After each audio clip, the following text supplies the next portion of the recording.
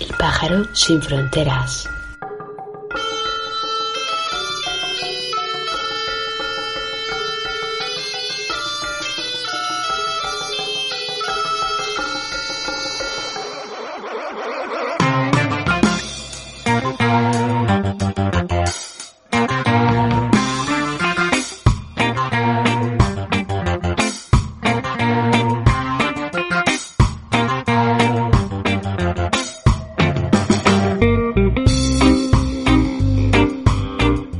Saludos observadoras y observadores.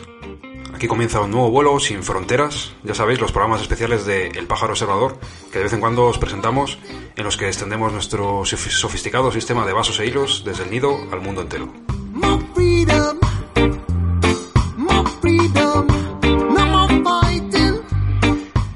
En este caso volaremos hasta el Perú, al hilo del vertido de petróleo provocado por la empresa Repsol en la costa en torno a la capital, Lima, que sucedió a mediados del pasado enero. Un tema del que, como tantas veces, escuchamos hablar mucho en los primeros días, pero del que en pocas semanas las noticias han desaparecido del foco de los medios de información. Para ver cómo está la situación en la actualidad y los impactos ambientales y sociales que pueden estar perdurando en el tiempo, hablaremos con Ian Vázquez, catedrático del Departamento de Ingeniería Química de la Pontificia Universidad Católica del Perú y que ha sido el portavoz de la universidad ante el derrame.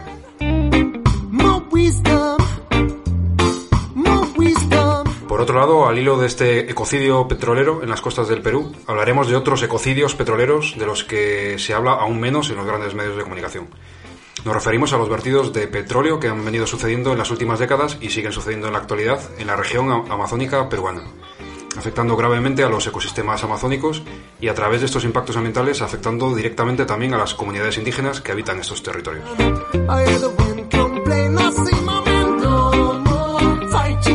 Antes de entrar en materia, mandamos un saludo y un abrazo a toda la audiencia de las radios libres que semana a semana conectan con el nido a través de nuestro sofisticado sistema de vasos e hilos. Podéis escucharnos los sábados en Radio Argallo aquí en Cantabria y en Radio Almaina en Granada. Los lunes en Radio Espiritrompa en el Alto Aragón, en Radio Topo en Zaragoza, en Irola y Ratia en Bilbao y en Radio Bronca en Barcelona. Y en horario aleatorio en Radio Cuca en Oviedo. Además, ya sabéis que podéis escuchar todos nuestros vuelos en cualquier momento a través de nuestros portales de iVoox y YouTube. Así que, sin más, hecha esta pequeña introducción, observadoras y observadores, agarraros fuerte que comenzamos otro vuelo sin fronteras.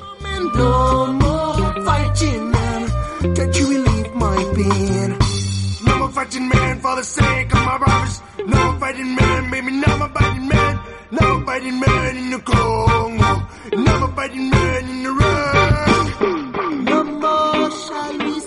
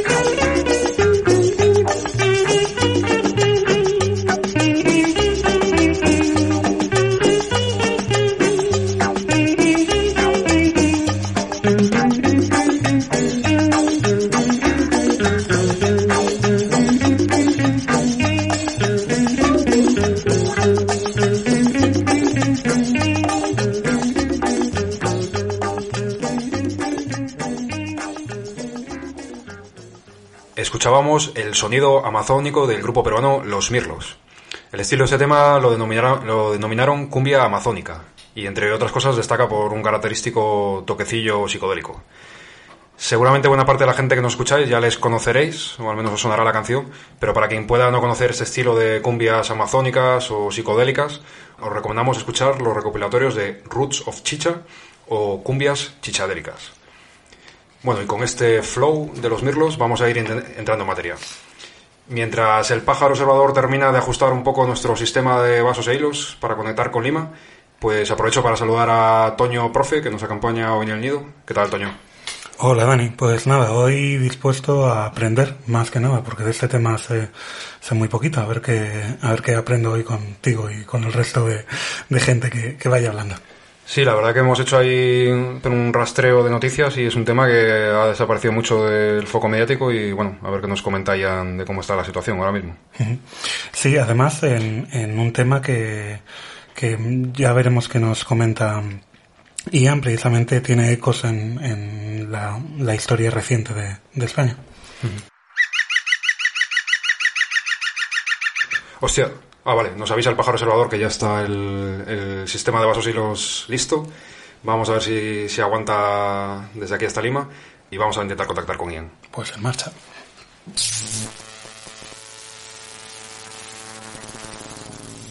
Hola, Ian, ¿qué tal? Hola. ¿Nos escuchas bien, no? Sí, perfectamente. Vale, muy bien. Entonces te llamamos para hablar un poco acerca del vertido que sucedió en enero en las costas del Perú y un poco para contextualizar e iniciar así la entrevista. Igual nos podría refrescar y actualizar un poco la información sobre, por un lado, qué se sabe de lo que ocurrió y cómo está la situación ahora mismo. Perfecto. Bueno, pues nos tenemos que remontar a más o menos 3 meses y unos días. Entonces fue el 15 de enero de 2022 y justo en la tarde, hora peruana, hubo un episodio, un tsunami, ¿no? Un pequeño tsunami. Este tsunami se ocasionó debido a la explosión del volcán en Tonga, en el otro lado del Pacífico, y había ocurrido esa mañana, también hora peruana, ¿no? Curiosamente, tanto Chile como Ecuador, creo que también México, desde el minuto 1, decretaron el desalojo de las zonas costeras, ¿no? Fundamentalmente playas, etcétera. Claro, es época estival, las playas están llenas en esa época del año en el hemisferio sur. Pero en Perú hubo información contradictoria, ¿no? No se llegó a cerrar en su totalidad las playas y, de hecho, hubo algún susto. Hubo algún susto en el sentido de que, por ejemplo, algunas playas del sur de Lima, pues los bañistas fueron atrapados infraganti, ¿no? Con una pequeña ola de tsunami, nada grave, nada trascendental, pero sí, digamos que el agua llegó prácticamente hasta los paseos marítimos, ¿no? Ahora, en el norte del país hubo tres fallecidos por ello, ¿no? Más bien por descuidos o por prácticas un poco no recomendables, pero bueno, al final fueron 3 fallecidos ligados al suelo, ¿no? Entonces, bueno, digamos que esa noche Lima y el Perú pues se fueron a dormir un poco con la indignación ciudadana de que no se había gestionado bien el desastre natural, ¿no? Que bueno, no había tenido mayores consecuencias, pero sí se veía una falla, ¿no? De las autoridades a la hora de alertar y prevenir esto, ¿no? Bien, al día siguiente, el domingo 16, sale una noticia muy pequeña, ocupando un cuadradito mínimo de los periódicos, diciendo que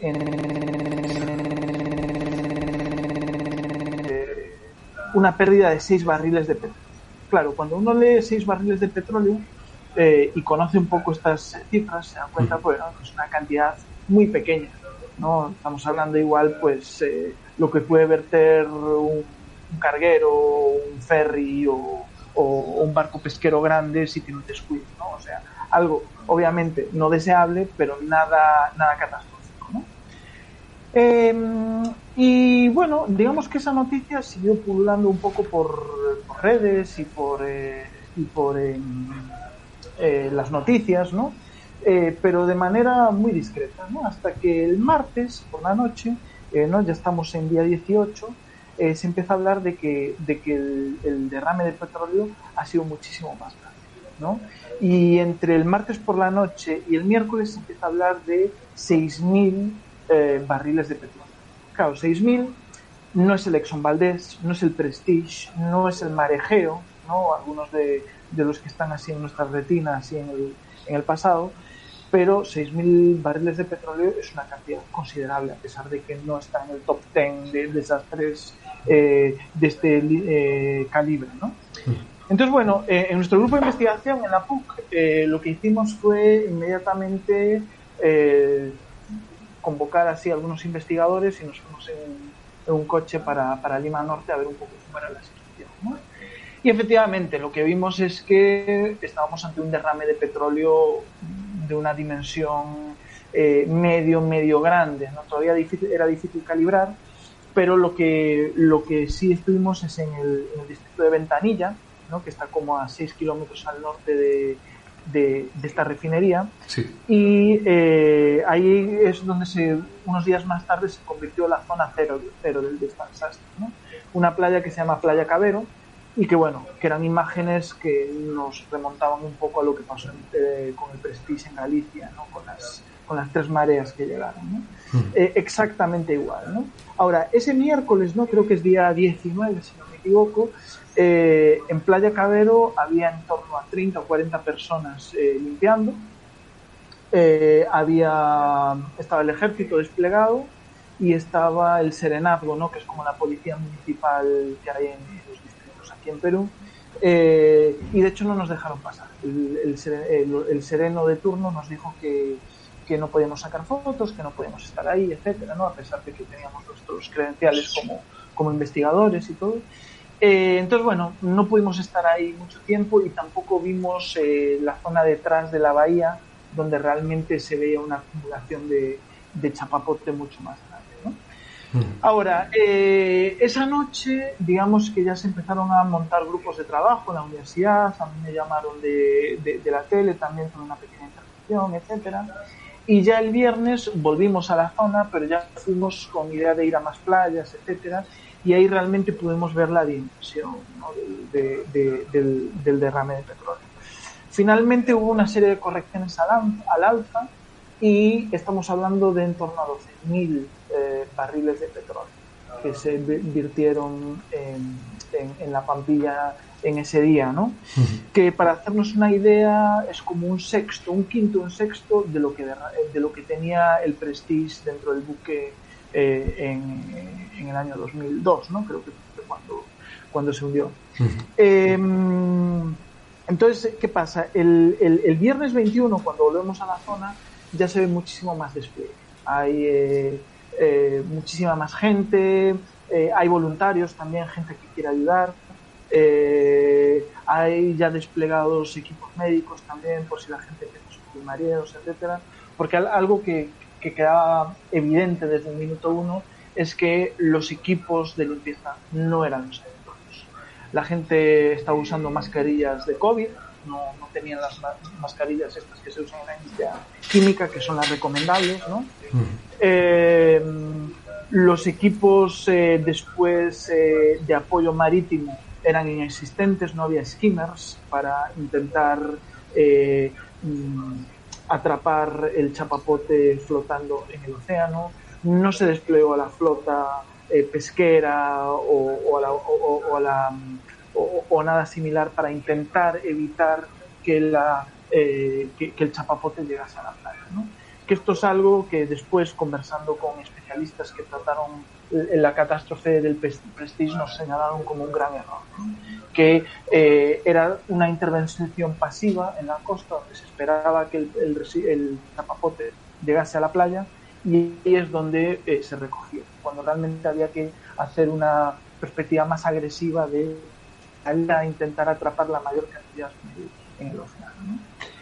Entonces, bueno, eso es un poco la situación que nos encontramos ya el día 21, es 6 días después del tsunami, del volcán de Tonga y el posterior tsunami, y es ahí realmente cuando empieza a haber una concienciación pública, bastante indignación,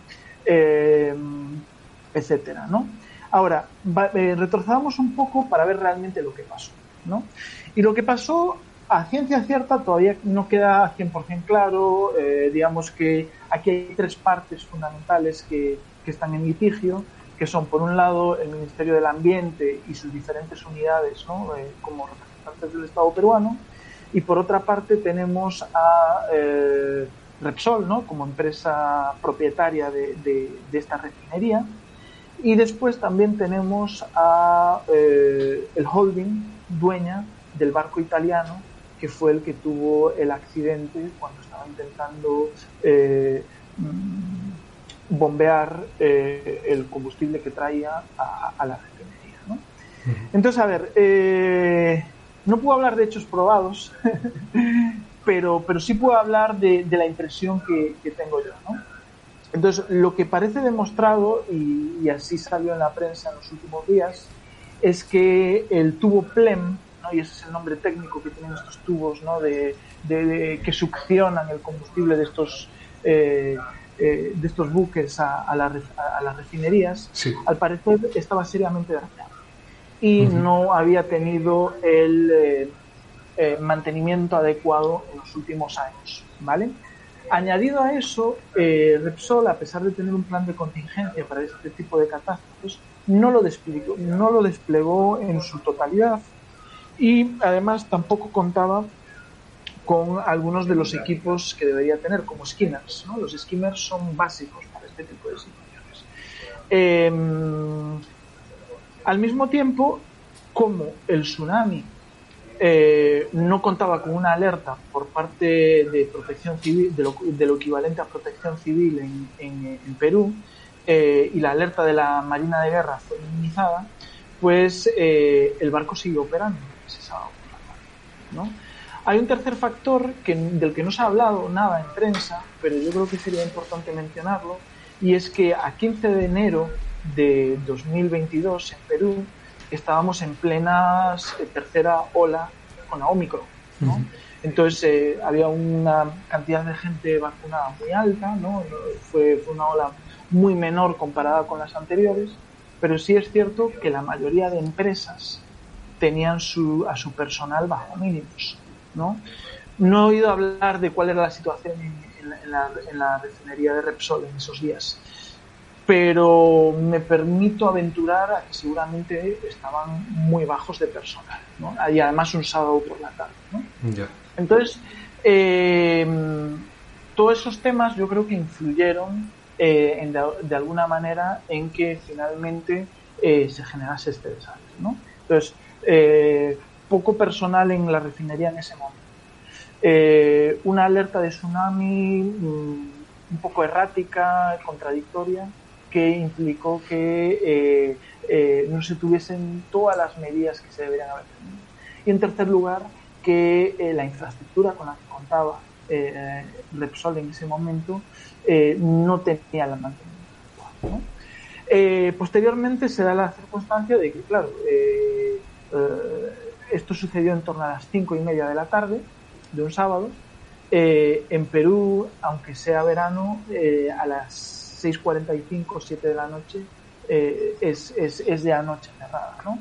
Entonces, claro, visualmente era muy complicado ver cómo se expandía la mancha de chapapote en las primeras horas. Entonces yo entiendo que no fue hasta el día siguiente donde realmente Repsol pudo verificar que la situación era mucho más grave de lo que inicialmente se pensó. Ahora bien, entre el domingo a mediodía, donde probablemente Repsol ya identificó la magnitud del desastre, y el martes a la noche, cuando realmente la prensa empieza a hablar de una catástrofe mucho mayor a 6 barriles de petróleo, han pasado prácticamente 72 horas, ¿no? Entonces, algo que deberíamos preguntarnos es qué sucedió durante esas 72 horas para que realmente la población no se diese cuenta de lo que estaba pasando, y fue realmente a través de vídeos y fotos que fue colocando la gente en redes sociales que realmente se generó esta concienciación pública, ¿no? Uh-huh. O sea, entonces el proceso por el que se empezó a vertir fue debido a este tubo de succión, ¿no? Desde el que se llama, son las siglas en inglés, PLEM. Uh-huh. ¿Y se partió al hilo del tsunami, o el barco de alguna forma pudo chocar, o tampoco se sabe muy bien? El periódico El País compartió una información que se había hecho respecto a la teledetección del buque, ¿no? Uh-huh. Y se ve como minutos después de la llegada del tsunami el buque está desplazado, no está en su posición correcta para que el tubo succione adecuadamente, ¿no? Uh-huh. Ahora, ¿qué vino antes, el huevo o la gallina? Pues yo no tengo la información para asegurarte si realmente lo que falló fue el tubo, o si realmente lo que fue algo derivado del comportamiento del barco tras el tsunami. La verdad es que no lo sé. Y con la información que se ha ido filtrando en las últimas semanas,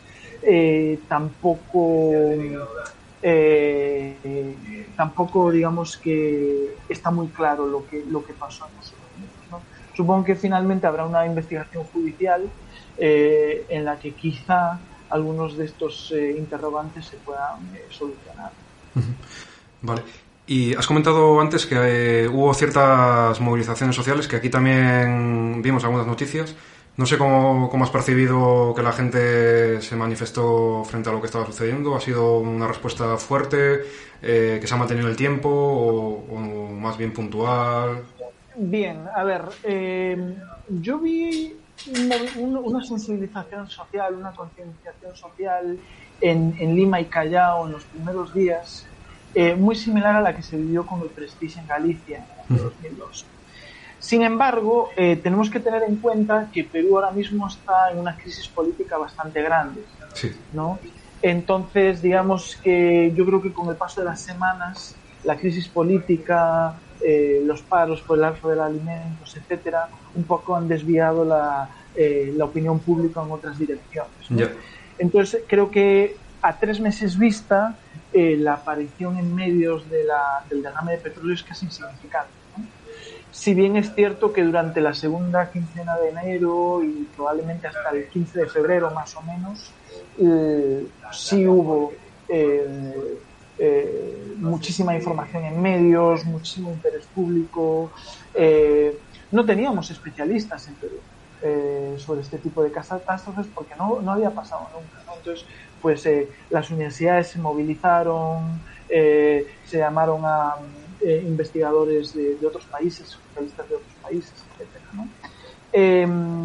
Pero realmente ahora ha decaído mucho en los medios, e incluso otros problemas ambientales que son recurrentes en la idiosincrasia peruana, ¿no? Como por ejemplo la minería ilegal que se da en la Amazonía, pues de alguna manera han cobrado más protagonismo, ¿no? Digamos que en las noticias ambientales en los últimos días, ¿no?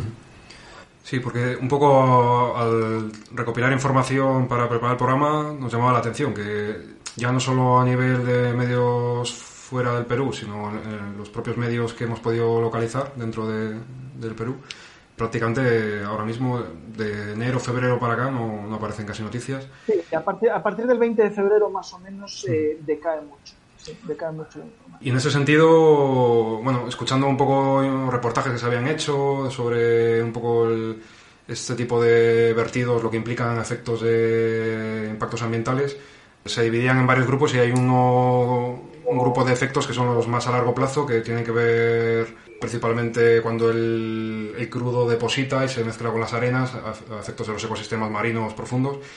Todo ese tema que entendemos que ahora mismo continúa, no se le está poniendo el foco mediáticamente y sin embargo está ahí, entendemos que seguirá por mucho tiempo. No sé en ese sentido cómo lo estáis viendo desde el mundo de la investigación, si hay algún tipo de estrategia para revertir la situación o para hacer un seguimiento por lo menos.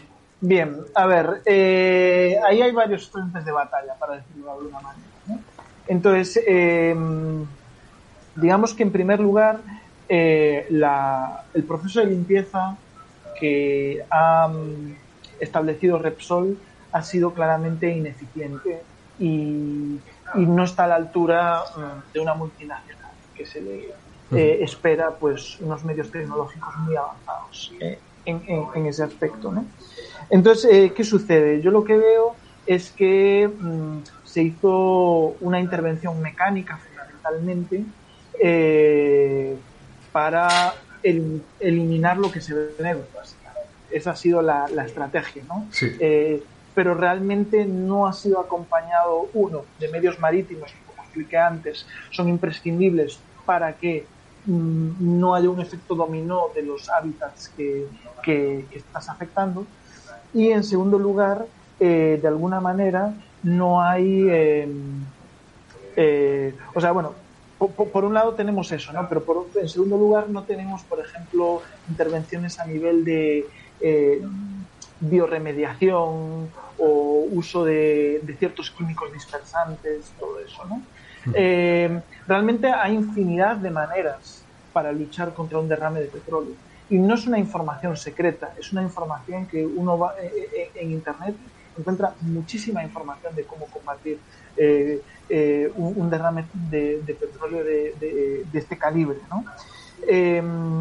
Pero yo lo que veo es que no ha habido una estrategia de buscar múltiples métodos para combatir en diferentes zonas de la costa ante este derrame. Simplemente ha sido una intervención pasiva y mecánica desde las playas y rocas en algunas circunstancias, ¿no? Y esto sin duda va a acrecentar el pasivo ambiental a medio plazo, porque la recolección mecánica puede ser necesaria en ciertos contextos, pero en otros contextos hay que evaluar realmente cuál es la intervención que vas a utilizar. Y siento que Repsol, por un lado, está buscando una recuperación que le salga lo más barata posible. Y por otra parte tenemos el Estado que sí, que anda encima de Repsol, pero yo siento al mismo tiempo que es un poco lavado de cara, porque el Estado no ha asumido su responsabilidad subsidiaria, ¿no? Y esto se ve claramente en los subsidios que se le han dado a los pescadores y comerciantes de la zona, porque esto era una zona turística a 15 días de que empezase el agosto limeño, ¿no? Que es el mes de febrero. Entonces hubo muchísima gente que perdió sus Airbnbs. Obviamente los pescadores artesanales siguen sin poder salir a faenar en esa zona. Estamos hablando de unos 80 kilómetros de costa de una zona de Lima Norte que está bastante poblada. Estamos hablando de que en toda esa zona afectada, los distritos de esa zona llegarán a más del 1.000.000 de hectáreas, probablemente, ¿no? Entonces, claro, el Estado se escuda en que no, Repsol debe cumplir, pero el Estado no está haciendo nada para adelantar a Repsol cuando Repsol no cumple, ¿no? Entonces, bueno, esto obviamente desencadenó una serie de protestas, los ¿cómo se llama? Los pescadores y comerciantes de Ancón, de Ventanilla, de Chancay y otras zonas afectadas han salido a protestar. Ha habido protestas delante de la sede de Repsol en San Isidro, en el centro de Lima, y creo que también en los primeros días hubo protestas en la sede de Repsol en Madrid, ¿no? Pero realmente la opinión pública está en otro lado ahora, ¿no? Entonces, si bien es cierto que Consitec, ¿no?, que es lo equivalente al Ministerio de Ciencia en España, ha abierto una convocatoria de proyectos para trabajar en temas relacionados con derrames de petróleo, estamos hablando de una inversión del Estado de unos 3-4 millones de soles, o sea, 1 millón de euros, ¿no? Es lo más tangible que ha hecho el Estado para dar una respuesta a esto, ¿no? Y está muy bien que se invierta en proyectos. A mí me gustaría ver muchísimo más dinero financiado por el Estado para este tipo de cosas, pero bueno, es un comienzo, ¿no? Pero lo que sí tiene que haber es una discusión a nivel política y a nivel pública de cómo se van a evitar este tipo de desastres en el futuro. Uno es mejorando los sistemas de alerta que tiene el país, más allá de la refinería de La Pampilla. En el norte de Perú, en una ciudad que se llama Talara, hay otra refinería que es de Petroperú, que es una empresa estatal, que tiene exactamente las mismas características, ¿no? ¿Y cuáles son? Que está literalmente a 10 metros del mar, ¿no? Y es una planta más grande y es una planta que también está en la zona de afectación de un tsunami, ¿no? Después en Tumbes, que es la región norte, que ya es subtropical, pegada pues ya prácticamente a lo que en Ecuador es Guayaquil, ¿no? O sea, es donde comienza el Estado peruano al norte. Hay una importante no, pero hay una discreta producción de petróleo oceánico, que a mediados de la década pasada llegó hasta los 6.000 barriles por día, ¿no? A mí me parece fascinante que el Estado peruano no pudiese redireccionar esfuerzos de prevención de derrames de esta zona que se llama Tumbes a La Pampilla, porque no los tenía, ¿no? O sea, teníamos una producción de 6.000 barriles diarios en Perú, en el norte de Perú, pero no teníamos medios para prevenir el derrame, ¿no? Entonces, lo que tiene que salir de todo esto es, uno, un plan de contingencia efectivo y que funcione, ¿no? Y dos, por supuesto, hay que caminar hacia la descarbonización de la economía peruana, ¿no?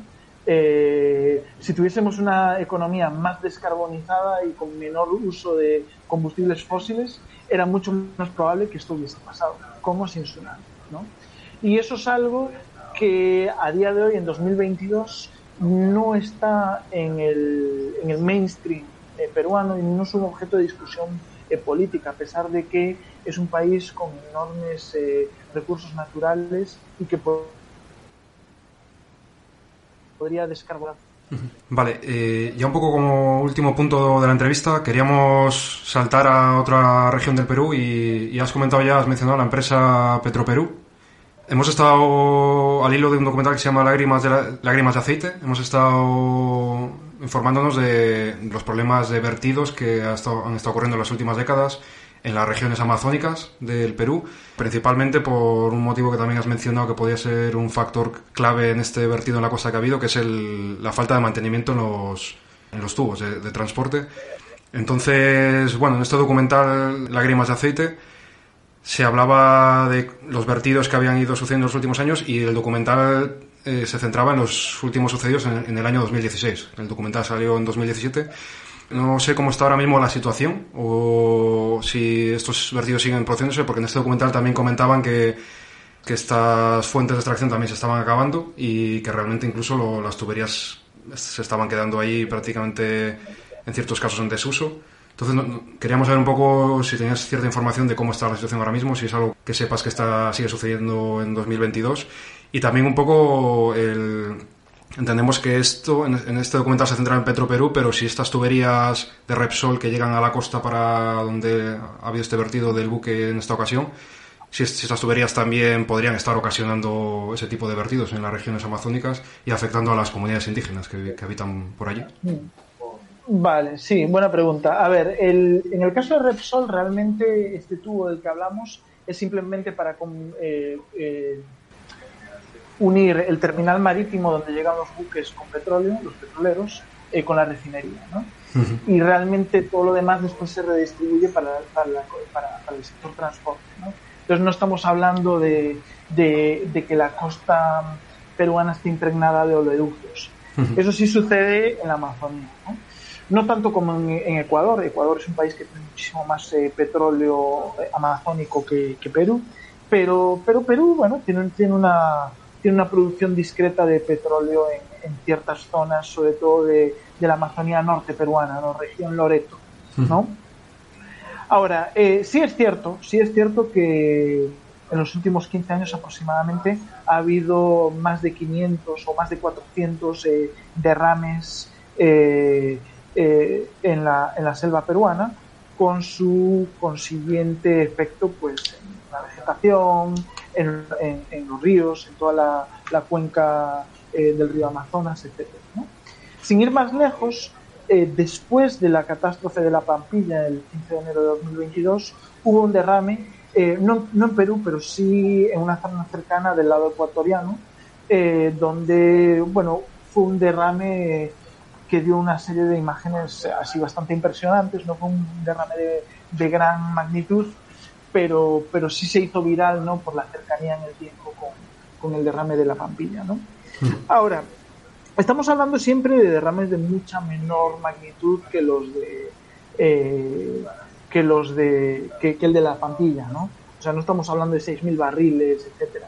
Pero sí estamos hablando de un pequeño goteo, de pequeños derrames que sin duda acaban generando un efecto nocivo en el ecosistema. Y yo creo que más que... porque se abrió un debate, ¿no? Porque se habla de lo que sucede en Lima, pero no de lo que se habla en la Amazonía. A mí no me gusta ver las cosas en esa perspectiva. A mí me gusta ver más como... yo prefiero más la perspectiva de, oye, mira, ha pasado algo gordo en Lima, ha generado una bomba de información, aprovechémoslo también para que se solucione lo que pasa en la Amazonía. ¿Cuál es el problema en Loreto? Loreto es una zona del país que debe tener la región Loreto debe tener el tamaño, debe ser del tamaño de media España, más o menos, y no llega al 1.000.000 de personas. Entonces estamos hablando de una zona muy poco densa, con muy poca densidad de población, donde la comunicación es complicada y es fundamentalmente fluvial. Sin ir más lejos, la capital, Iquitos, no tiene conexión por carretera con el resto del país, a pesar de ser una ciudad de casi 500.000 de personas. Y después también estamos hablando de una zona donde la comunicación es errática. Entonces, yo creo que lo que hay también es una falta de empoderamiento de las comunidades locales, algunas que son nativas, ¿no?, para realmente canalizar un discurso que tenga cabida y tenga influencia en los centros de decisión que, desgraciadamente, en su 90% están libres, ¿no? Entonces, eso es algo a corregir al futuro, ¿no? Y mientras no se corrija ese desequilibrio de poder, probablemente estemos condenados a que este pequeño goteo de derrames siga ocurriendo, ¿no? Y con, obviamente, las consecuencias ambientales que pueden tener a nivel local. Pues nada, muchas gracias, Ian, por toda la información. No sé si quieres añadir alguna cosa que se nos haya podido quedar ahí pendiente de comentar antes de cerrar la entrevista. No, en líneas generales creo que ha sido bastante exhaustivo, ¿no? Y bueno, ojalá esto sirva también para que, sobre todo, a nivel Estado se invierta en estar más protegidos para el futuro, ¿no? Eso creo que es lo crítico ahora, ¿no? Que si esto pasase mañana o dentro de un año, que tengamos unos planes y una infraestructura y una tecnología que esté más que sea más adecuada, ¿no?, para luchar contra un derrame de estas magnitudes, pero también teniendo en cuenta que lo más importante es prevenir, ¿no? Y la prevención, sobre todo, creo yo, pasa por una descarbonización y una menor dependencia de los combustibles fósiles que debemos tener como sociedades, ¿no? No solo Perú, la gran mayoría de los países del mundo. Vale, pues muchas gracias por tu tiempo, Ian. Hasta pronto. Muchísimas gracias, Daniel.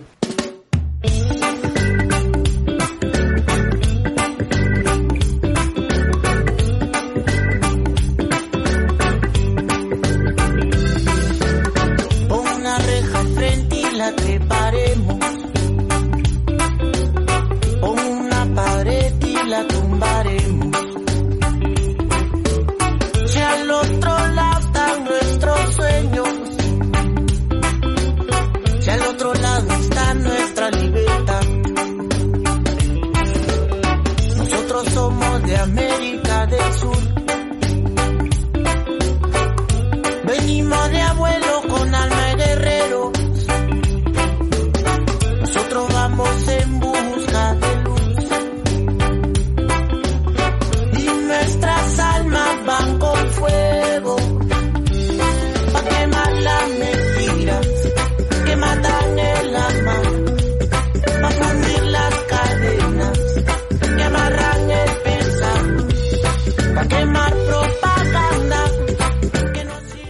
escuchabais Libertad, de Laguna Pai, una banda peruana de reggae que se formó en 2008 en la ciudad de Lima. Y bueno, como escuchabais en la última parte de la entrevista, hemos estado hablando con Ian de los otros ecocidios petroleros en la región amazónica y mencionábamos el documental Lágrimas de Aceite, del año 2017, que fue un documental que se realizó por el colectivo Alerta Amazónica y recorrió bastantes festivales como el Ecocine de Zaragoza, el Festival de Cine Anarquista de Barcelona, así como el censurado Cine Amazónico del Perú. Y bueno, es muy recomendable de ver, lo podéis encontrar online en distintas plataformas de manera gratuita.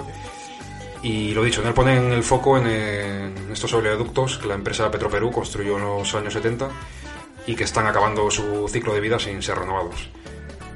El documental termina destacando que en 2016 hubo varios nuevos derrames, como ya hemos comentado a lo largo de la entrevista. Entonces es un problema bastante grave al que estamos atravesando nosotros los Guampisos, los Abajún, pero también los Cucamas. En general, toda la Amazonía. El Estado, a través de esta actividad, está pretendiendo extinguirnos, acabarnos. Hacer ver el agua, señores, que este tipo de agua baja por nuestra quebrada que nosotros vivimos. ¿Para qué tenemos agua abundante? Por nuestro puerto baja. Pero en sí no le podemos tomar, señores. Para los habitantes de la Amazonía peruana, el 2016 será recordado como el año que caducó el oleoducto. Conocer y articular las voces de los afectados directos, los que conviven silenciosamente con una infraestructura ajena impuesta en sus territorios, fue el motivo del siguiente descenso por el curso del río Marañón, el cual vertebra de derrame en derrame el hilo argumental de este documental.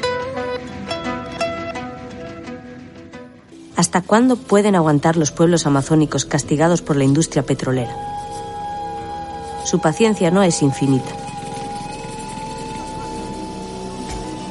El 1 de septiembre del 2016 tuvo lugar en la localidad de Saramurillo un levantamiento indígena nutrido por decenas de comunidades de los pueblos Achuar, Quichua, Cucamas y Urrimas. Sus gritos desesperados no pudieron ser más silenciados.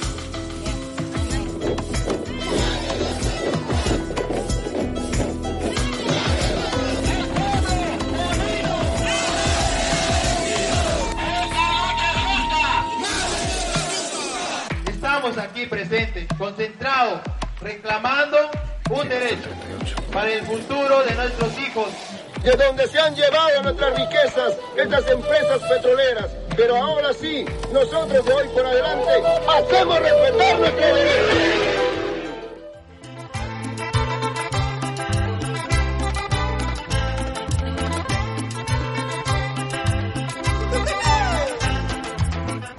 Bueno, pues la verdad, Dani, aprovechando que estoy aquí y hace un poco con ese otro pajarraco de nombre Fernando, estuvimos trabajando el tema de Nigeria, sí que se aprecian algunas similitudes y algunas diferencias, ¿no?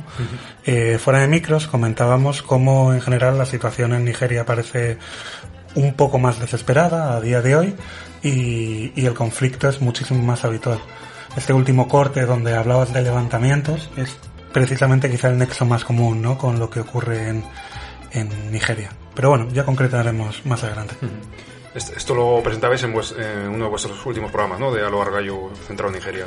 Sí, eso es. El último que sacamos fue el de República Democrática del Congo, antes de eso el de Islandia, el anterior a este era el de Nigeria, efectivamente.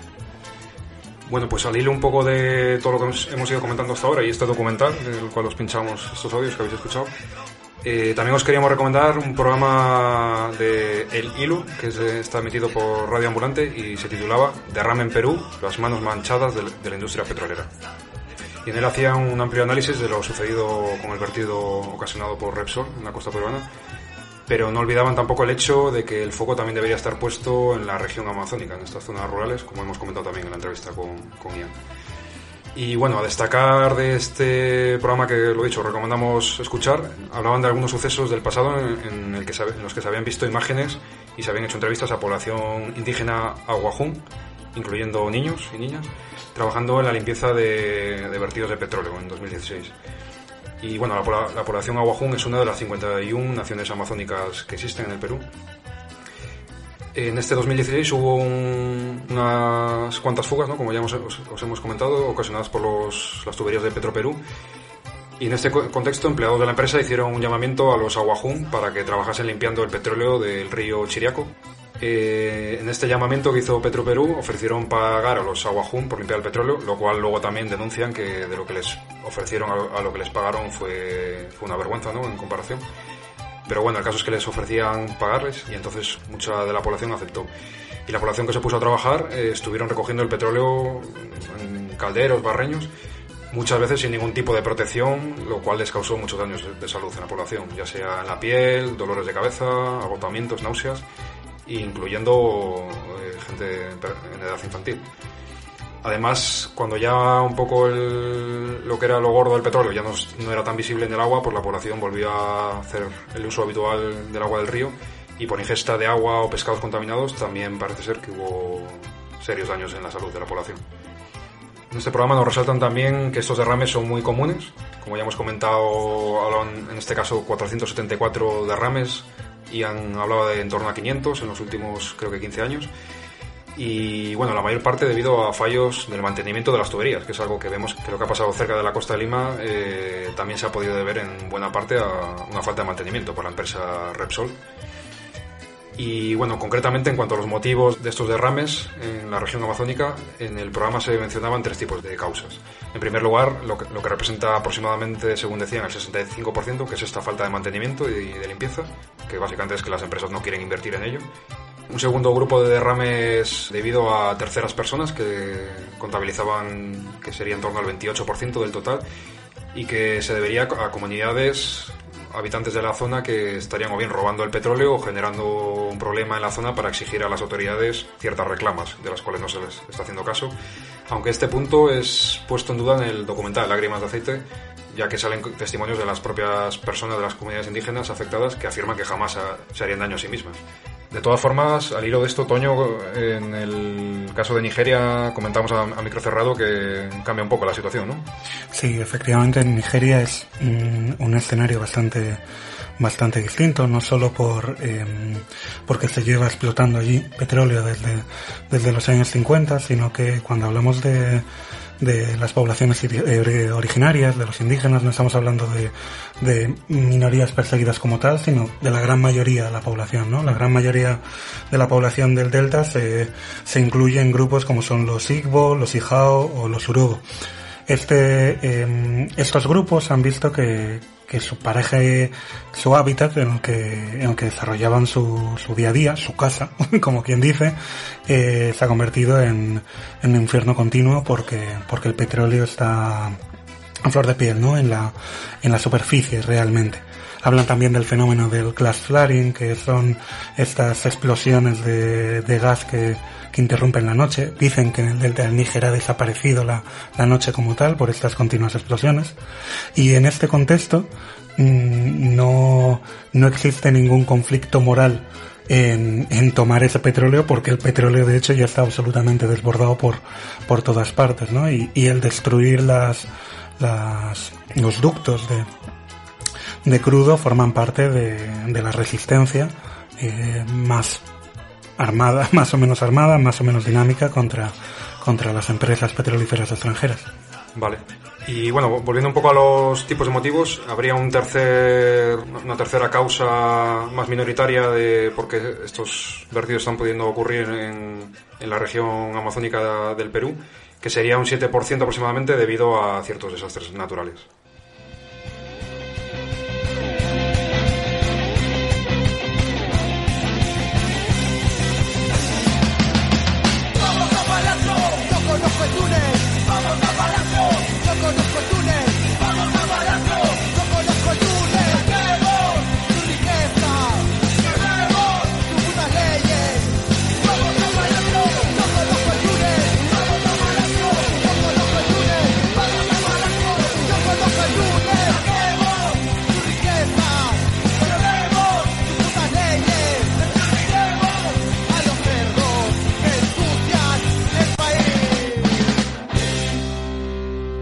escuchabais un fragmento de la canción de la banda peruana Los Mortero, llamada Pisar un bicho.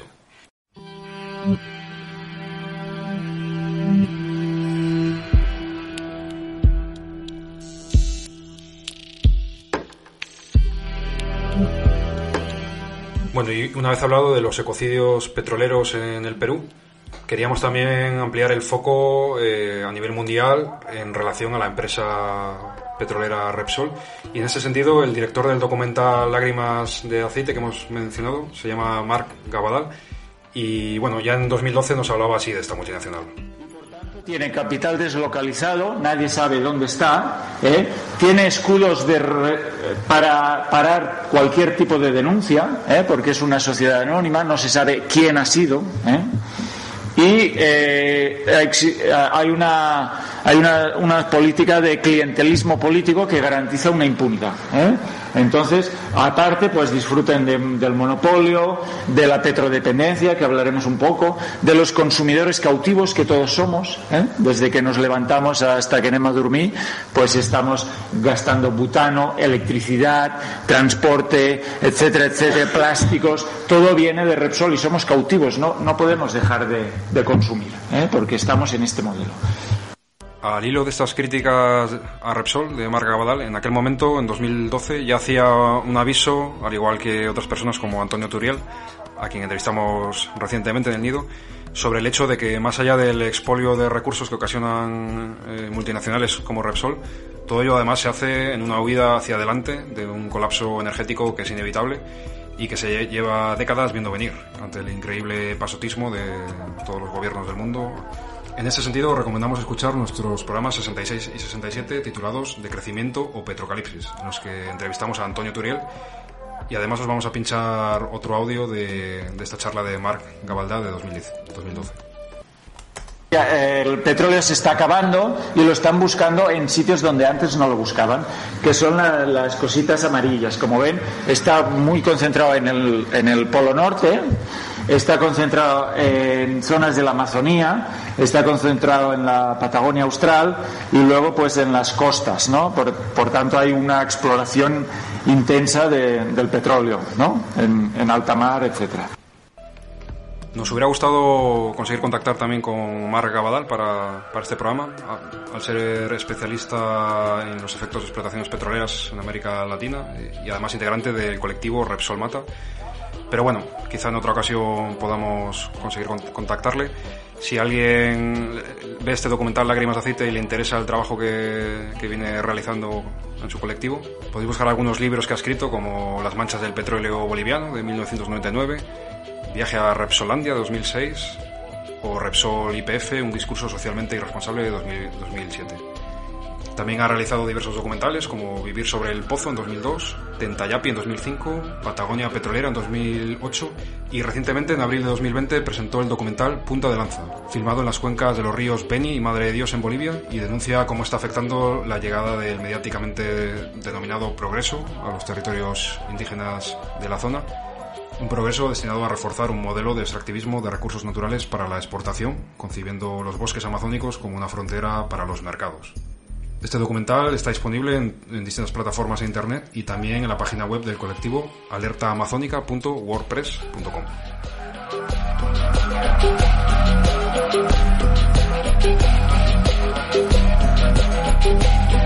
Bueno, y ya nos toca ir terminando.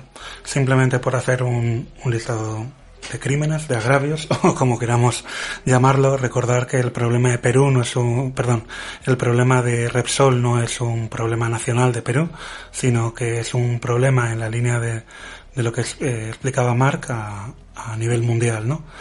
Ejemplos de esto, como lo que comentábamos de Nigeria, que desde abril de 2006, junto a Gas Natural, están construyendo una gran infraestructura que puede almacenar 7 millones de toneladas anuales, o enlazando con el origen brasileño de ese crudo que mencionaba Ian en la entrevista, recordar que en el año 2019 un grupo de manifestantes de las comunidades indígenas de las costas de Brasil se dirigieron a Madrid, precisamente a la sede de Repsol, para decir, al menos aquí estamos y aquí vamos a resistir.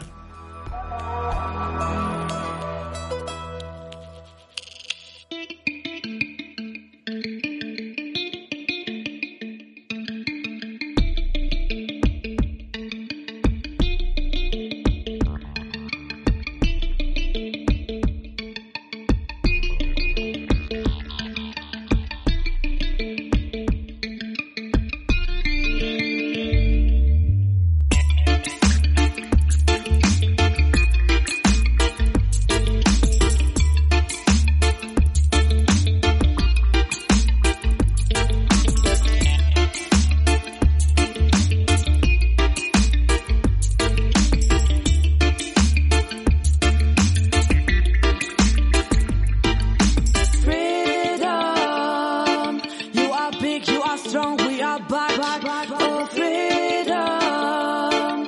Let us show you who we are and now we can do it, yeah. Freedom, you will never, never stop us, never, never hurt us. Freedom, for freedom. Pues hasta aquí este vuelo sin fronteras hasta el Perú. Esperamos que la información que os hemos presentado sea de utilidad y bueno, como siempre ya sabéis, si al oírla os han ocurrido ideas para otros futuros programas o contactos con personas que queráis proponernos para que hagamos una entrevista, o mejor aún, a las que os animéis a entrevistar viniendo hasta el nido, a tomar el mando de estos micrófonos, pues ya sabéis que podéis contactarnos a través de nuestras redes sociales en Facebook, Twitter, o podéis escribirnos también a elpajaroobservador@gmail.com. Y por lo demás, volvemos en 2 jueves con otro vuelo del que no sé, podemos adelantar algo, ¿no, Toño? ¿O cómo lo ves? Bueno, ya por fechas, aunque no pueda caer en el día exacto, hacemos un programa que recuerda a esos mártires de Chicago. Estoy hablando, por supuesto, del 1 de mayo, como no podía ser de otra manera, pero va a ser un 1 de mayo un poquito diferente. Y por eso de mantener la atención y que necesitamos que las audiencias no dejen de crecer, Dani, creo que lo vamos a dejar aquí. Vale, pues ahí os dejamos caer la invitación con incertidumbre para dentro de 2 jueves. Y nada, hasta entonces, ya sabéis, seguid volando libres y rebeldes, seguid volando sin fronteras.